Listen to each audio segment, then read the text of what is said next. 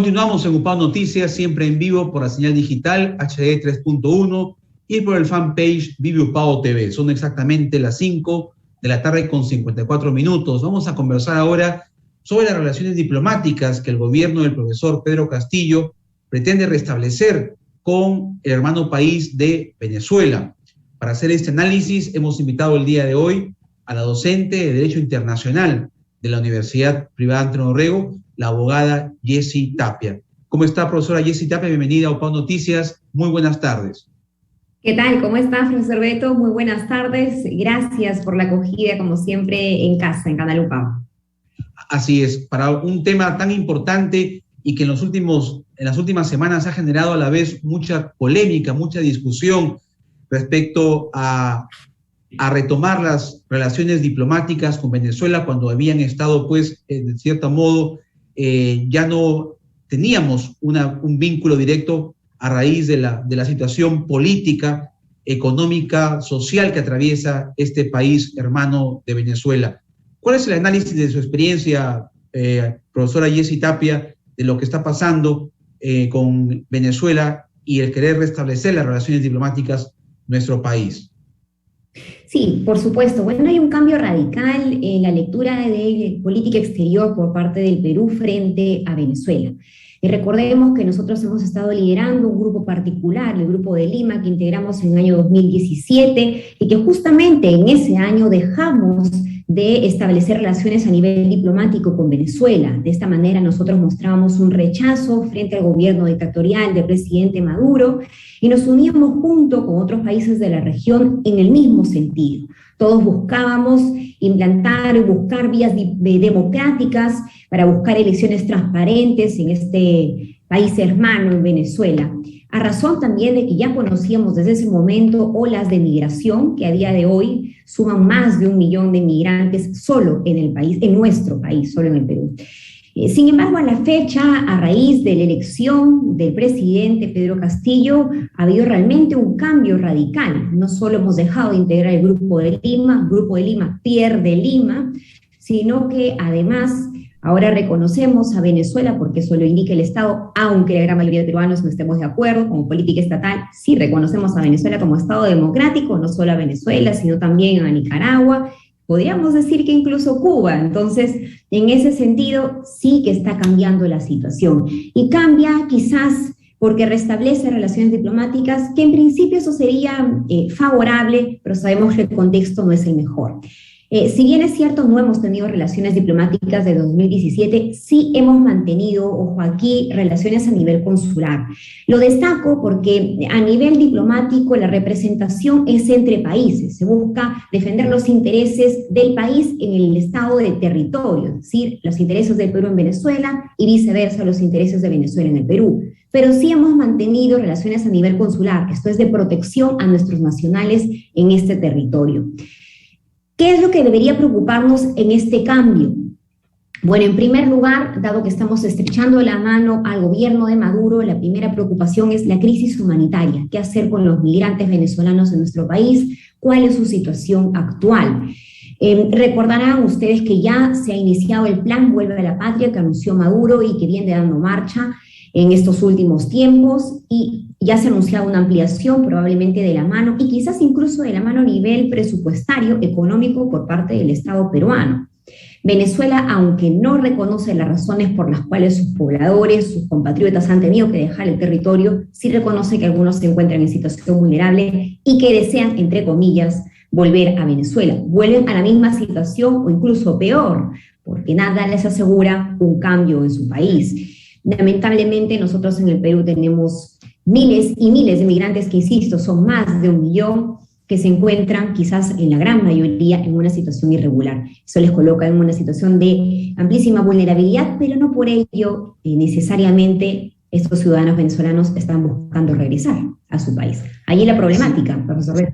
Así es.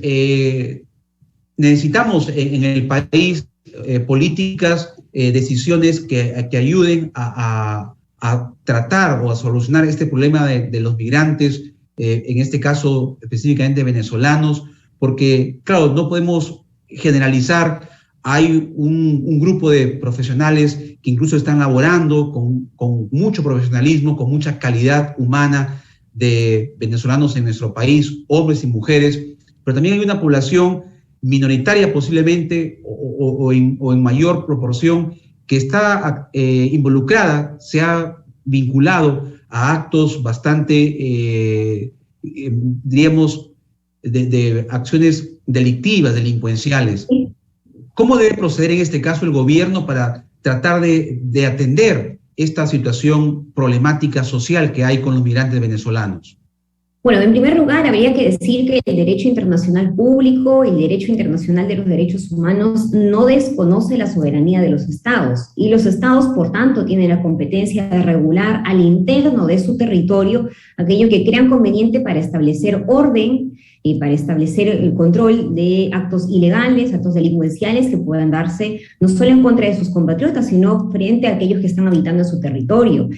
Como usted bien ha señalado, es cierto que tenemos tasas elevadas de grandes profesionales venezolanos, no solo venezolanos, sino que ahora por la ola migratoria nos vamos a referir solo a ellos, y es cierto que tenemos excelentes profesionales que ahora mismo se encuentran en nuestro país, probablemente con las dificultades de acceder a un trabajo que tenga las condiciones que ellos esperan, pero también tenemos una minoría que sí estaría afectando a la población, que se sabe a través de las noticias que está realizando actos ilícitos. Pero en ese sentido, el Estado tiene la capacidad, o debería tener la capacidad, porque por lo menos tiene la competencia, potencialmente puede regular la materia y en todo caso sancionar si es necesario, como también puede sancionar aquellos ingresos que son ilegales o irregulares, aquellos que no cuenten con la documentación necesaria como asilado, como refugiados, o cuenten con un contrato lamentablemente de trabajo que pueda avalar su situación permanente en nuestro país. Eso es algo que sí se puede hacer y que no está divorciado con el derecho internacional público. En ese sentido, todavía hay acciones que puede tomar el Perú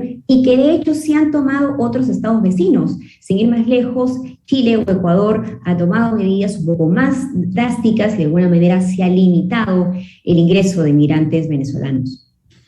Finalmente, profesora Jessy Tapia, hay una polémica generalizada en el país con el nombramiento del señor Richard Rojas García como embajador del Perú en Venezuela, cuando sabemos que ya el juzgado peruano ha ordenado la salida del país, impedir la salida del país por 6 meses de esta persona que está siendo investigada por diferentes irregularidades, denuncias. ¿Cómo afrontar una situación de esta naturaleza? ¿Qué debería hacer el presidente o cuál es lo correcto frente a una situación de esta naturaleza para nombrar a un embajador que tiene estos antecedentes que obviamente contradicen el perfil que debe de tener un embajador? Bueno, en principio es cuestionable la elección de un ciudadano peruano que no cumpla las credenciales o que por lo menos no esté a la altura del encargo, la representación del Estado en el exterior. A partir de allí podemos hacer, claro, una valoración subjetiva. Sin embargo, jurídicamente podría ser elegido.